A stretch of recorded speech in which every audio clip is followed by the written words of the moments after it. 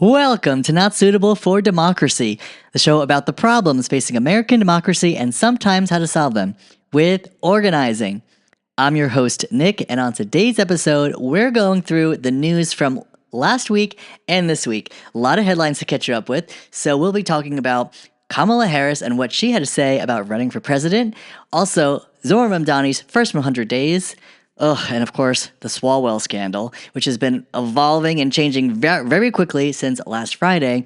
But on a more positive note, what's happening here in Assembly District 34, right here in Astoria, New York? And then also, what's happening with tax day? Yes, April 15th was tax day. And what's happening with taxing the rich? You're going to find out right here on Not Suitable for Democracy. In case you're new to the channel, this week we have released 2 episodes. Episode 42 was on the election in Hungary. So if you haven't checked that out, make sure to subscribe to Not Suitable for Democracy on Apple Podcasts, Spotify, and YouTube. Don't forget to follow along on Instagram and TikTok. I use the same handle for both, so follow along at NSFD_pod. All right, now back to the show. All right, we've got a range of topics to get through, so if you're watching on YouTube, then just know this will be broken down into 5 separate segments, 5 different videos, so stay tuned for each one, and let's get into topic number 1. Former Vice President Kamala Harris on Friday, April 10th, visited New York City. What was she doing there? Well, she came to the Big Apple to attend the NAN, the National Action Network, and this was the 35th annual convention hosted and moderated by Reverend Al Sharpton. The civil rights icon has been putting this conference on for years, since it was founded in 1991. And this is an opportunity for the Black community to really engage in issues of the day that could also benefit and discuss and really, go through what's happening with their community. For example, topics range from police accountability, voting rights, and corporate responsibility.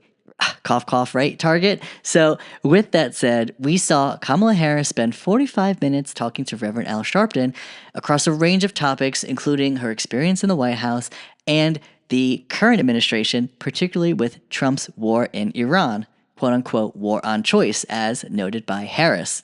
So what do you need to know about this engagement? Well, 3 things. Number 1, who attended? Now, of course, it's a majority of a Black audience, those in New York City, but also with Black leaders, national figures, and organizers. So with this said, it was very key to this audience to see who would be present, particularly the second part, knowing that there were potential 2028 presidential candidates there to speak. Those who were invited included Maryland Governor Wes Moore, Illinois Governor J.B. Pritzker, California Governor Gavin Newsom, who was not in attendance because of a scheduling conflict, apparently, but then also former Secretary of Transportation Pete Buttigieg and Pennsylvania Governor Josh Shapiro, plus many others. But those were the key presidential candidates who were potentially invited. Now, they weren't called presidential candidates through the invitation, but this is what the media picked up on. And, real talk, with Gavin Newsom, we know he's running. He also declared that he might be interested.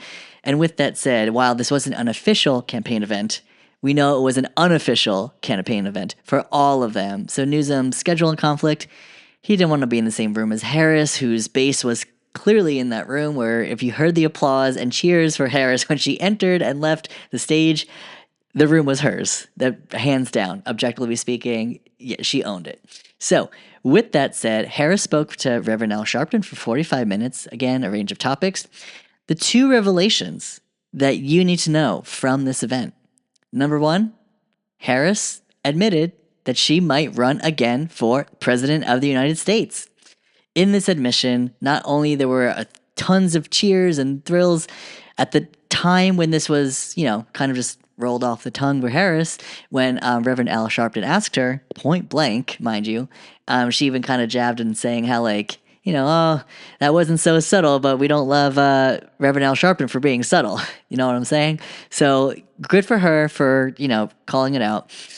But the key here is that she makes the case that, number 1, she's the most qualified and most experienced candidate. We knew that in 2024, but she doubles down on that, where she really lays out how, kind of poetically, where she speaks how she was, in her West Wing office, just footsteps away from the Oval Office, painting a picture for us to really understand like the proximity to power.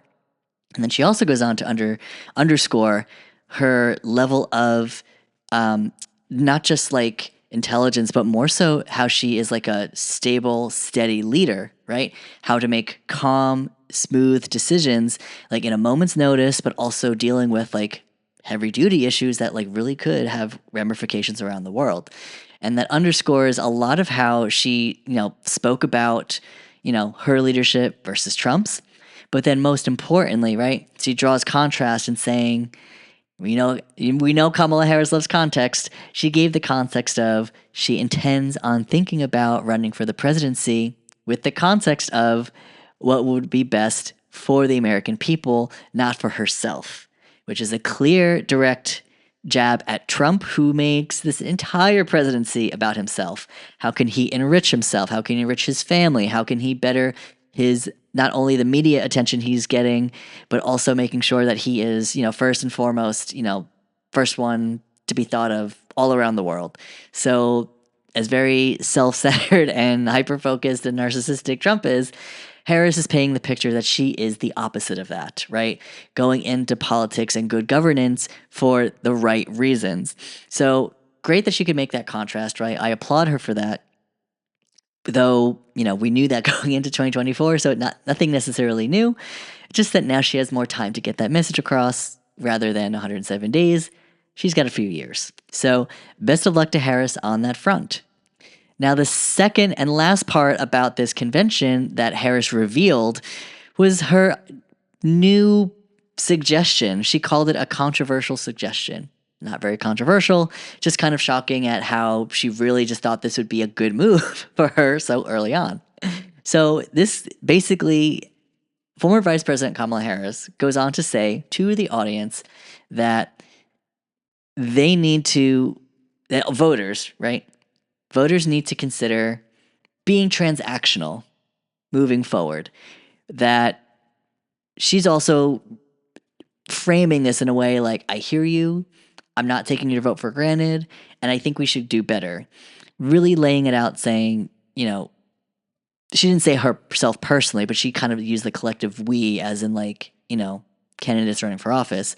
We need to be, we can't take voters for granted, particularly black voters, right? Obviously, Harris has a long history of supporting the civil rights movement, right? Being in the civil rights movement, but then also, walking the Edmund Pettus Bridge. She's done a great job really, leaning into that history. So she calls out saying, like, I'm not going to take your vote for granted just because we share the same history, right? Just because you're black, I'm black, like, we're not, like, going to just pretend like I get your vote automatically. That was the gist of what she was saying. But then on top of that, she goes on to say, voters should be transactional, so you should be able to not rely on me because, I got your back because we're both from the same community, but I want to deliver for you, right? Like it should be transactional where, if I'm not going to deliver for you, then you should withhold your vote. Now, the interesting part of her admission was that that's basically what happened in 2024.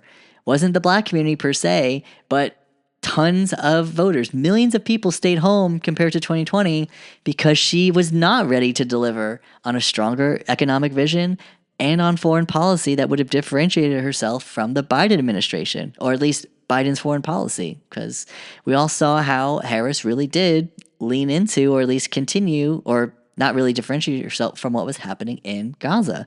So fast forward, we know that former Vice President Harris didn't win that election, right? Did she learn from her mistakes? This whole idea of being transactional with voters as a controversial suggestion, I'm just surprised she really thought this was like the smart take that she thought it was, because at this point, we all know voters stayed home because she was not willing to deliver.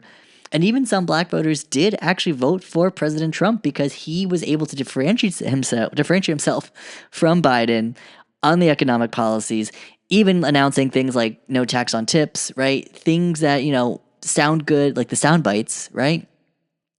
even despite all the horrible things he said, like eating the cats and dogs, right? It still gave enough people who aren't as in tune to politics to really just turn out and vote in higher numbers than anyone really anticipated. So makes me a little cautious going into 2028. Harris is the most qualified candidate by default, but does she have the best plans and best vision? That remains to be seen, but we will keep you posted right here on Not Suitable for Democracy.